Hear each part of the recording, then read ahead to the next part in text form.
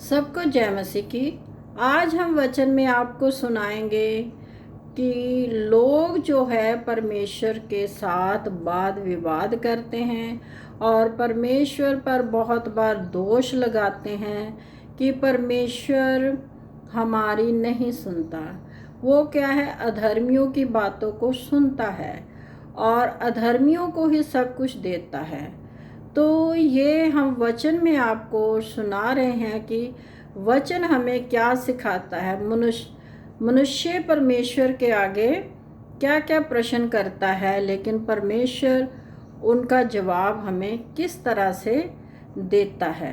पहले हम देखते हैं कि मनुष्य क्या क्या परमेश्वर के सामने अपने प्रश्नों को रखता है। जब हम बहुत दुखी हो जाते हैं, बहुत बार ऐसा होता है कि हमारे जीवन में बहुत सी मुश्किलें परेशानियाँ आ जाती हैं, बीमारियाँ आ जाती हैं। बहुत बार हमारे बच्चे भी बिगड़ जाते हैं, हमारे कामकाज बंद हो जाते हैं, हमारे पास पैसे की कमी हो जाती है। जैसा कि आजकल हम देख रहे हैं कि कोरोना वायरस की जो बीमारी फैली हुई है, उसके कारण बहुत से लोगों के क्या है, कामकाज बंद हो चुके हैं और बहुत से लोग क्या है, ऐसे ही भूख मरी में पड़े हुए हैं, क्योंकि काम इतने खराब हो चुके हैं कि इंसानों का विश्वास भी डगमगा जाता है। क्योंकि जब वचन में लिखा हुआ है कि जब परमेश्वर ने पेट दिया है तो उसकी भूख मिटाने का कार्य भी उसका है। लेकिन क्या है कि इस बीमारी के कारण आज बहुत से कामकाज लोगों के बंद हो चुके हैं, लोग दुखी हैं। और जैसे इस वचन में लिखा हुआ है, उस वचन के द्वारा हम आपको सुनाते हैं कि वो क्या क्या परमेश्वर के आगे प्रश्न कर रहे हैं। तो हम पढ़ते हैं अय्यूब की पुस्तक, उसका 21 अध्याय और उसकी कुछ आयतों को हम देखेंगे।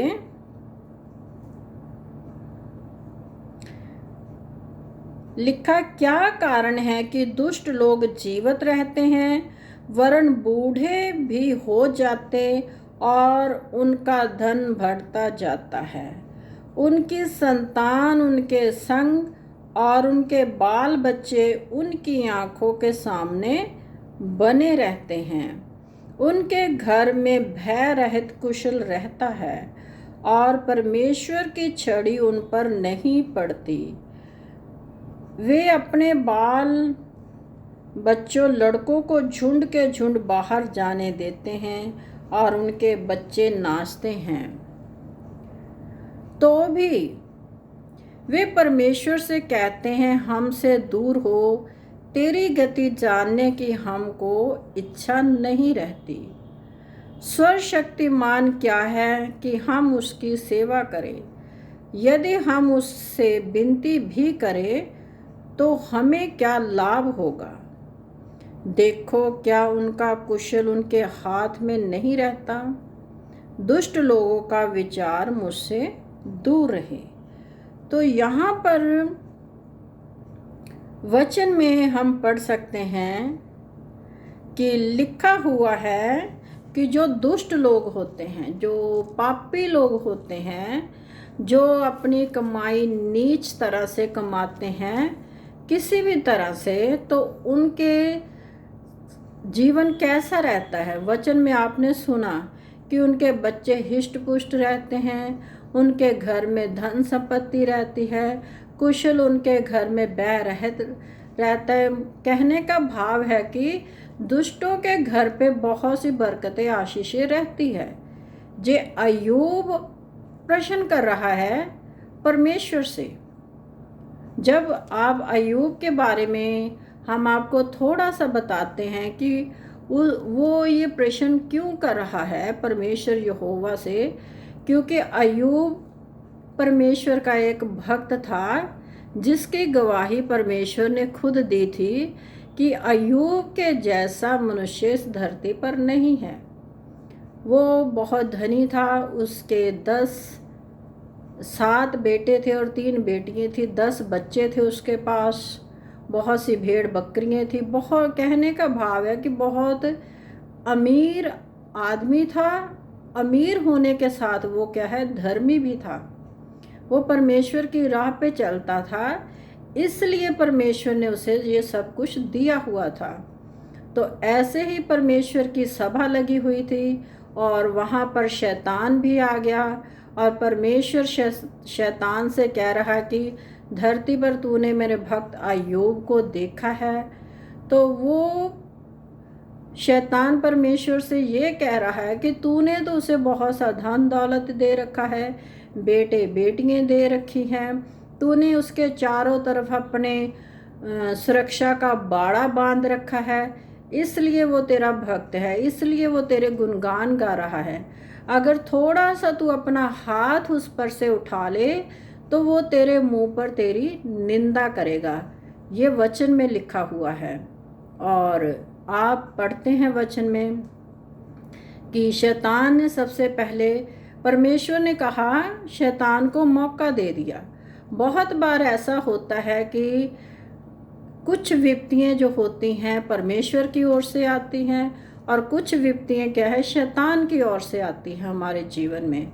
तो परमेश्वर ने कहा कि जा, तू उसके साथ जो कुछ भी कर सकता है कर ले, लेकिन उसके प्राण को नहीं ले सकता। तो उसने सबसे पहले बड़ा काम क्या किया कि उसने, जो उसके बच्चे थे एक साथ बैठकर एक भाई के घर में खाना खा रहे थे, वहाँ अंधेरी चलाई और छत गिर गई और उसके 10 के 10 बच्चे मर गए। तो जब अय्यूब को समाचार मिला कि उसके 10 के 10 बच्चे मर गए हैं, तो मन में तो वो शायद दुखी हुआ होगा, लेकिन फिर वो कहता है कि यहोवा ने दिया, यहोवा ने लिया, उसका नाम मुबारक हो, धन्य हो। फिर उसका क्या है, जो उसके पास बहुत से जानवर थे उनको भी उसके दुश्मन हाँक कर ले गए। और फिर लिखा हुआ कि वहाँ आसमान से ऐसी आग बरसी कि उसके नौकर चाकर जानवर वो सब जल गए। कहने का भाव ये है कि उसके पास जो कुछ भी था वो सब जाता रहा और वो बहुत गरीब हो गया। और फिर शैतान ने देखा कि अब भी ये नहीं टूटा, तो उसके जिस्म पर बहुत बड़े बड़े फोड़े निकाल दिए, सर से लेकर पाँव तक। और वो बहुत दुखी हो रहा था और उसकी पत्नी उसे देख ना सकी इस दुख में। और वो कहने लगी कि परमेश्वर की निंदा कर, चाहे तू मर जा। तो उसने कहा कि हे मूढ़ स्त्री, क्या जब हम परमेश्वर के हाथ से सुख लेते हैं तो हमें दुख लेना भी चाहिए। वो नहीं टूटा। और उसका जीवन आप अय्यूब की पुस्तक में पढ़ सकते हैं, कितना कठिन हो गया था। उसके जो फोड़े थे उनमें पीक भर गई और वो ठीकरा लेकर उसे खुजलाता था, बहुत परेशान था और सूख गया था। और कहने का भाव है बहुत सारा दुख उस पर आ गया। और ऐसे ही हमारा जीवन भी है। हम जीवन में क्या चाहते हैं कि हमें क्या, सुख सुख सुख ही मिले। कोई भी इंसान अपने जीवन में दुख नहीं चाहता। अगर आप सुख को ही प्राप्त करते तो दुख को आप कैसे जान सकते कि किसी के जीवन में दुख कैसे आता है। क्योंकि परमेश्वर ने हर एक चीज़ को दो पहलुओं में बनाया हुआ है। जैसे दुख है वैसे सुख है, दिन है तो रात भी है। तो आप प्रकृति की जितनी भी चीज़ों को देखिए, उन सब को परमेश्वर ने अपनी बुद्धि से ऐसा बनाया हुआ कि वो सब समय समय पर कार्य करती हैं। क्योंकि परमेश्वर की योजना को कोई नहीं समझ सकता। और जैसे ये अय्यूब की पुस्तक में से ही हमने आपको पढ़कर सुनाया, आप पुस्तक को पढ़िए, उसमें बहुत सी बातें ऐसे लिखी हुई है कि वो परमेश्वर के संग वाद विवाद कर रहा है। उसके 3 दोस्त उसके पास आए हौसला तसल्ली देने के लिए, उसको समझा रहे हैं। और वो क्या है, पहले तो बहुत खुश था, लेकिन जब उसका दुख बढ़ता चला गया, जैसे आम इंसान भी क्या है, जिसके जीवन में बहुत सा दुख आ जाता है, तो वो क्या है, परमेश्वर को कोसने लग जाता है कि परमेश्वर ने मुझे ये दुख दिया। ये नहीं सोचता कि परमेश्वर कभी किसी को दुख नहीं देता। दुख हमें कहाँ से मिलता है? शैतान की ओर से। क्योंकि बहुत बार हमारी परीक्षा लेने के लिए भी परमेश्वर शैतान को हुक्म दे देता है। और आप देखिए कि यहाँ पर अय्यूब के जीवन में शैतान किसके हुक्म से आया? परमेश्वर के हुक्म से, उसकी परीक्षा करने के लिए। तो जब इंसान परीक्षा में पड़ता है, दुखों में पड़ता है, तो वो क्या है, परमेश्वर को हमेशा कोसता है। वो अपने उस सुख को भूल जाता है जो परमेश्वर हमें बहुतायत सा देता है। एक छोटा सा दुख हमें क्या है, परमेश्वर से दूर ले जाता है। हमारी आत्मा जो परमेश्वर के संग संग चल रही होती है, एक छोटे से दुख के कारण हमारा विश्वास क्या है, डगमगा जाता है और हम परमेश्वर से दूर हो जाते हैं। जैसा अय्यूब की पुस्तक में आप पढ़ सकते हैं कि अय्यूब के संग भी ऐसा ही हुआ। अब वो परमेश्वर से जो है प्रश्न कर रहा है, एक उसके 3 दोस्त बैठे हुए हैं और अय्यूब बैठा हुआ है, तो वो क्या है, एक दूसरे से बातचीत कर रहे हैं कि ऐसा क्यों होता है कि जो अधर्मी होते हैं उनके पास ही सब कुछ होता है। और वचन में आगे इस 21 चैप्टर को आप पूरा पढ़े तो बहुत सी क्या है, शिक्षाएं उसमें दी गई हुई हैं। और वचन में आप पढ़ सकते हैं कि लिखा हुआ है कि जो दुष्ट लोग होते हैं तो उनकी क्या है, तो भी वह कब्र को पहुंचाया जाता है और लोग उस कब्र की रखवाली करते रहते हैं। क्यों? आप जानते हैं कि बहुत से जो बहुत ज़्यादा अमीर लोग होते हैं, वो क्या है, उनकी कब्रें भी अलग हो जाती है। वो अपने लिए अलग सी ज़मीन को ख़रीद लेते हैं और वहाँ कब्रें बना लेते हैं और उनकी क्या है, वो उनको बहुत सुंदर बना देते हैं। लेकिन ये नहीं सोचते कि कब्र के नीचे क्या है। हम आपको किसी दिन पढ़कर बताएंगे कि जो लोग कब्रों की पूजा करते हैं, वचन में लिखा हुआ है कि वे उनकी कब्रों को संवारते हैं। ऊपर से क्या है, वो चूना भी लगा देते हैं। आजकल तो पत्थर की संगमरमर के पत्थर, ना जाने कैसे पत्थरों के, उन कब्रों को सजा देते हैं। लेकिन अगर वही कब्र को आप खोद कर देखें तो उसमें आपको क्या दिखाई पड़ेगा? सड़ाहस, कीड़े और जो हड्डियाँ मनुष्य की होती हैं वो आपको दिखाई पड़ेगी। बदबू आएगी उस कब्र में से। लेकिन क्या है कि यही हाल उन दुष्टों का होता है जो कि एक कब्र के समान ही हैं। ऊपर से सुंदर दिखती हैं लेकिन अंदर सड़ाहस है और गंदगी है, बदबू है। उनका जीवन ऐसा ही है। तो जिन कब्रों को लोग पूजते हैं, जिनकी रखवाली लोग करते हैं, तो क्या वो कब्रों के संग रहते हैं? जैसे लिखा हुआ है वचन में, अगर वो कब्र को खोल कर देखेंगे तो जब ये चीज़ें देखेंगे, सूंघेंगे, तो क्या वो उनके साथ रहेंगे? कभी नहीं। तो इसीलिए परमेश्वर हमें वचन के जरिए सिखाते हैं कि मनुष्य का जीवन भी ऐसा ही है, जो बाहर से बहुत सुंदर दिखाई देता है। दुष्टों का जीवन, जो दुष्ट लोग होते हैं वो बाहर से क्या है, बहुत सुंदर दिखाई देते हैं। उनके पास धन दौलत होता है, सब कुछ। कहने का भाव है कि उनके पास सब कुछ होते हुए भी वो क्या है, सड़ाहट से बड़ा हुआ उनका क्या है, जीवन होता है। तो इस वचन को जब आप पढ़ेंगे पवित्र शास्त्र बाइबल में, तो देखेंगे कि जब आप इस पूरे चैप्टर को पढ़ेंगे तब उसके दोस्तों ने उसके संग क्या क्या बातचीत करी और उसे कैसे हौसला दिया और उसके दुख को दूर करने के लिए वो क्या है, उसके साथ ही रहे। और वचन के लास्ट में आप देखिए कि जब परमेश्वर से उस अय्यूब का दुख नहीं देखा गया तो परमेश्वर ने शैतान को घुड़का और शैतान उसके जीवन से चला गया। क्योंकि परमेश्वर अपने बच्चों के जीवन को ज़्यादातर शैतान के हाथ में नहीं रहने देता, क्योंकि वो हमारी हिम्मत को, हमारे अंदर की जो शक्ति होती है उसको जानता है कि इंसान के अंदर कितना बर्दाश्त करने की ताकत है।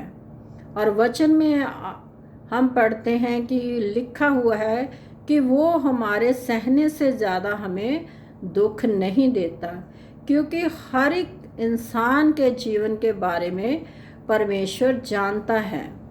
तो आगे लिखा हुआ है कि जब वो सारी परीक्षाओं से पार हो गया तो परमेश्वर ने उसे फिर से वही धनी मनुष्य बना दिया।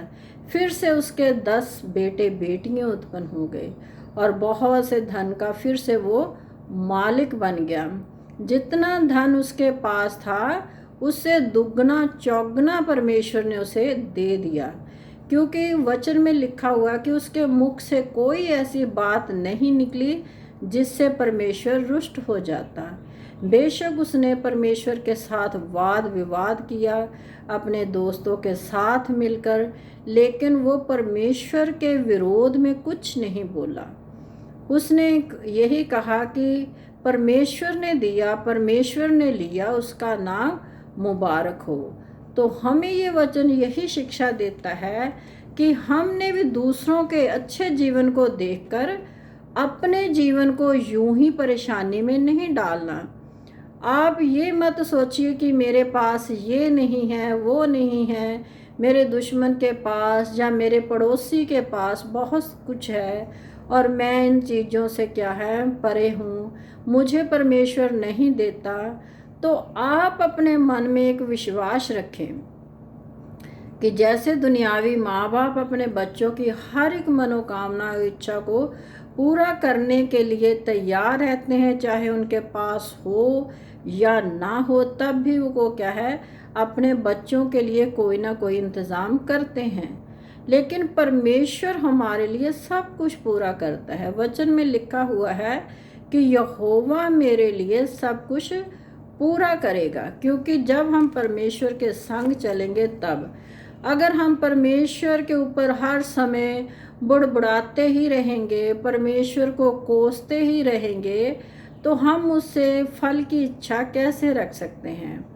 जैसे आप दुनियावी बात को भी सोचिए कि अगर कोई भी इंसान किसी दूसरे के विरोध में कुछ यूं ही बातें उसके मुख पर ही बोलता रहेगा तो कभी ना कभी किसी दिन क्या उसे गुस्सा आ ही जाता है। क्योंकि जब हमारे पास सब कुछ होते हुए भी हम हर समय यही कहते रहते हैं कि परमेश्वर हमारी नहीं सुनता, परमेश्वर हमें नहीं देता, तो ये क्या है, एक गलत बात है। और क्योंकि वचन में लिखा हुआ कि परमेश्वर सबकी सुधि रखता है, उसको सबकी फिक्र रहती है, क्योंकि उसने ये जीवन सांस हमें दी है, तो उसको जीवन को चलाने के लिए भी वो ही सारे इंतज़ाम करता है। कुछ लोगों के पास ज़्यादा होता है, कुछ के पास कम। ये उसकी योजना है कि उसने हमारे लिए, आपके लिए क्या क्या योजना बना रखी हुई है। हम उसकी योजना से बाहर कार्य नहीं कर सकते, क्योंकि वचन में लिखा हुआ है कि वह अपनी इच्छा पूरी करने को तत्पर रहता है, हर समय तैयार रहता है कि मेरे बेटे बेटी के जीवन में किस चीज़ की कमी है उसे मैं दूर करूं। जब हम परमेश्वर के संग ईमानदारी के साथ चलेंगे तब वो हमारे जीवन में बहुत से कार्यों को करेगा और हमारे जीवन को खुशी और आनंद की भरपूरी से भरपूर कर देगा। तो इसी वचन के साथ सबको जय मसीह की। आपको अगर ये मेरा वीडियो अच्छा लगता है तो आप इसे लाइक कीजिए, शेयर कीजिए अपने बहन भाइयों के साथ। वचन को फैलाएं परमेश्वर के, और परमेश्वर से आप बहुत सारी बरकतों आशीषों को पाए। सबको जय मसीह की।